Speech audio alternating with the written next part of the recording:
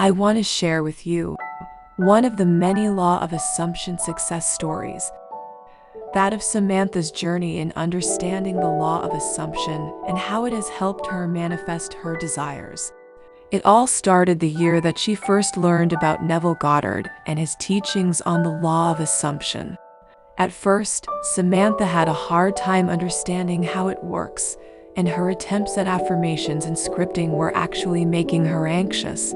But then, she discovered a community dedicated to the Law of Assumption and began to understand what she was doing wrong and what she was missing. Samantha realized that everything in her reality was a manifestation of her own thoughts and assumptions, and she began to see the power of the Law of Assumption in her everyday life. She shares with us one specific example of how she manifested a new living situation. Last year, she had been thinking about moving to downtown Toronto, but she didn't think she was financially ready for it. However, she couldn't shake the desire to move and continued to think about it.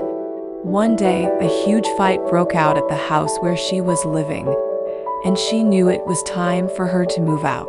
She was broke and didn't have money for the first and last month's rent, but she wrote in her manifestation notebook that finding a new place to live would be easy and smooth, a clear demonstration of the Law of Assumption in action.